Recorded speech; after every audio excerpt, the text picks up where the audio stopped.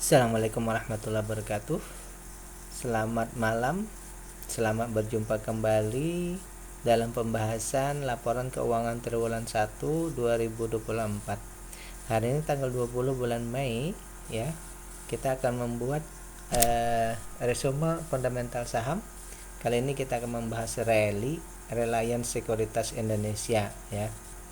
Analisa ini adalah bahan pemikiran tambahan, bukan perintah untuk melakukan beli atau jual, karena ini adalah edukasi ataupun juga sebagai second opinion ya, sebagai pembanding saja.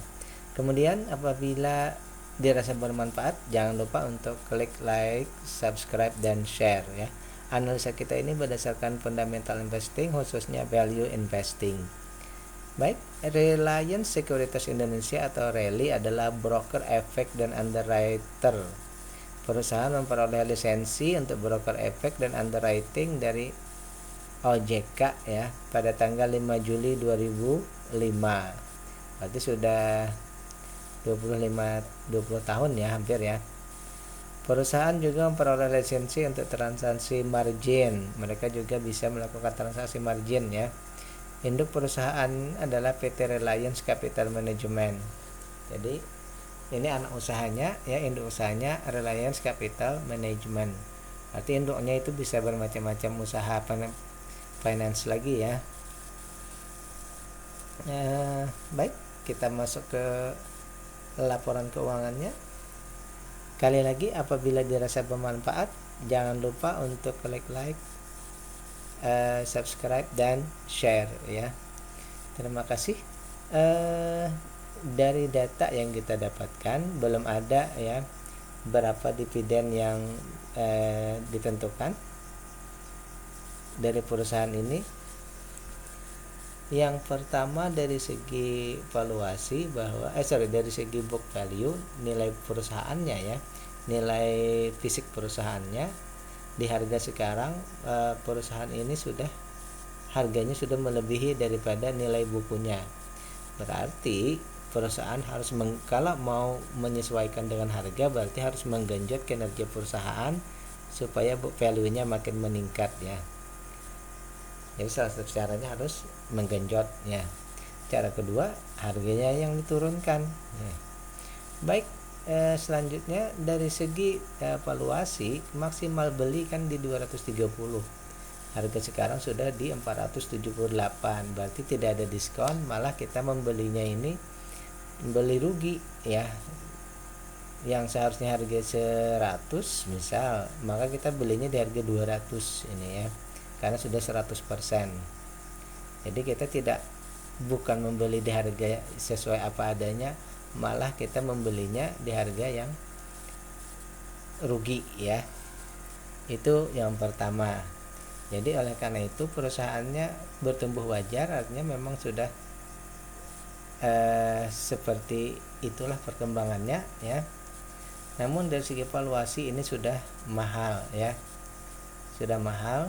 Tadi ibarat bis, saya bilang seperti biasa, ibarat bis, perusahaan ini bisnya sudah melaju kencang nih.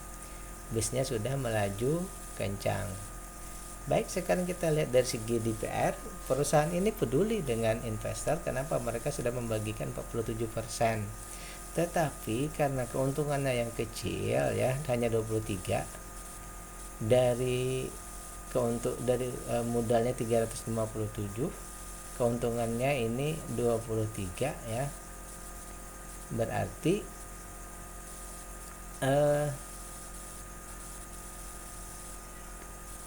keuntungan mereka kecil ya. Oleh karena itu, ketika pun di sini 47%, separuh dari keuntungan pun dibagikan, maka kita hanya mendapatkan 2,26% di proyeksi Q1 ya. Sehingga ini termasuk dividen yieldnya kecil. Dari segi current ratio, debt to equity ratio, semuanya ini dalam kategori yang murah ya. Kemudian oleh karena itu, perusahaannya ini kita anggap berarti perusahaannya punya daya tahan yang bagus ya. Dan masyarakat pun yang bertrading hanya 14%. tetapi semua sahamnya tadi bisa diperjualbelikan. Kenapa? Tadi saya melihat bahwa perusahaan ini kan anak usaha. Kalau anak usaha itu biasanya bisa saja semua saham itu berada di 100% digital. Kalau ada transaksi mungkin saja bisa dijual ya. Beda kalau perusahaan itu holding company, mungkin mereka tidak meletakkan 100% di situ ya. Baik, dari segi data ini sekarang kita compare lagi, kita pindah dulu sebelum lanjut.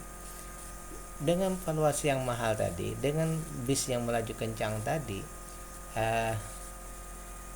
kalau dia melamban, dia turun menuju ke wajar dan murah dengan 2,2% ini per tahun, tentu saja dalam jangka pendek kita akan susah untuk mengcover kerugian kalau itu rugi. Tapi kalau kita hold selama, bisa aja dia pada titik akhir mengcover semuanya. Tapi untuk dalam jangka pendek ini perimbangannya tidak terlalu bagus ya, karena di sini terlalu tinggi, sementara di sini dividennya terlalu rendah ya. Baik, simpulannya apa? Kalau menurut saya bahwa seperti yang biasa saya sampaikan, dividen itu hal yang penting bagi kita sebagai investor ya. Dividen itu penting, valuasi penting, semua data di sini penting ya. Sekali lagi, semua data di sini penting. Kita harus mengambil yang paling mendekati kepada semua kriteria itu yang bisa kita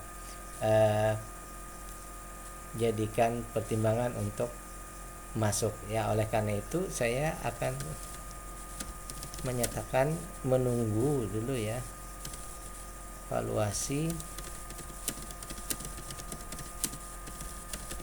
ini dua yang kita tunggu ya. Kita menunggu dua hal. Kalau menunggu dua hal tentu saja agak